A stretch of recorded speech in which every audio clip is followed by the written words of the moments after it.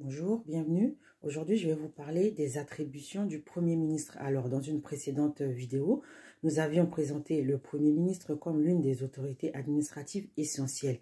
Donc, ces attributions font de lui l'autorité administrative suprême de principe. Alors, ces attributions sont énumérées à l'article 21 de la Constitution. Donc, au terme de cet article, le Premier ministre dirige l'action du gouvernement, lequel gouvernement dispose de l'administration. Ensuite, il assure l'exécution des lois et exerce le pouvoir réglementaire. Cela signifie qu'il lui appartient de prendre les actes administratifs nécessaires à l'application de la loi, y compris dans les domaines ou dans les matières plutôt qui ne relèvent pas du domaine de la loi. Ensuite, c'est à lui que revient le pouvoir de prendre les décrets qu'il juge opportuns.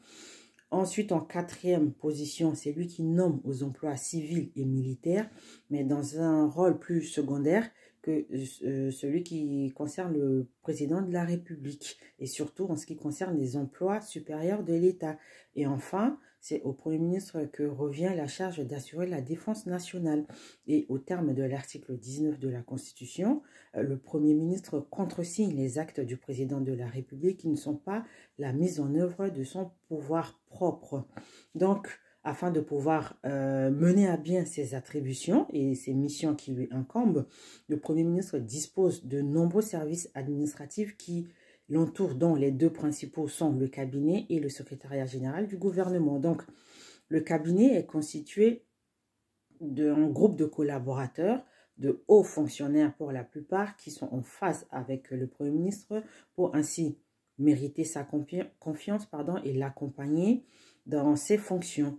Donc, on retrouve aussi un autre cabinet qui est chargé de gérer l'emploi du temps du Premier ministre et qui l'accompagne dans ses nombreux déplacements et dans les diverses réunions qu'il anime. Et enfin, on a un cabinet militaire dont l'effectif est plus réduit à côté du cabinet civil.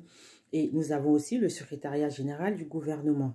Donc, c'est un organe administratif qui a été créé depuis 1935 et qui est composé d'un secrétaire général et d'une centaine de fonctionnaires issus pour la plupart de l'Institut national du service public, donc qui est l'ancienne ENA.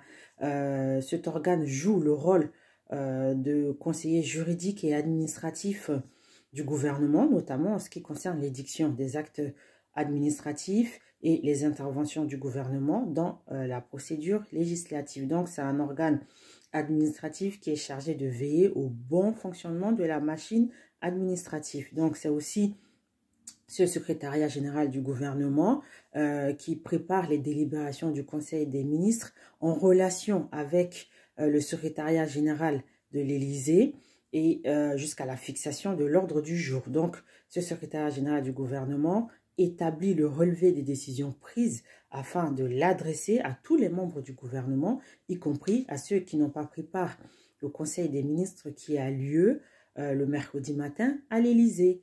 Et on peut donc aussi parler d'autres services de moindre importance qui entourent le Premier ministre, à savoir la direction des journaux officiels, donc qui est chargée de la publication du journal officiel, les directions des fonctions publiques qui gèrent la carrière des fonctionnaires, quel que soit leur ministère, la documentation française qui est un organe chargé de publier des études sur la vie institutionnelle, juridique, administrative, sociale, culturelle, etc. Et il y a aussi d'autres organes consultatifs, à savoir le comité de consultation des droits de l'homme, le commissariat au plan, les administrations de mission, etc. Donc, tous ces services entourent le Premier ministre et lui permettent de mener à bien les attributions qui sont les siennes. Voilà, c'était tout pour aujourd'hui. Si vous avez des questions, n'hésitez pas à visiter notre page ou à nous contacter aux coordonnées qui figurent sur la page. À bientôt.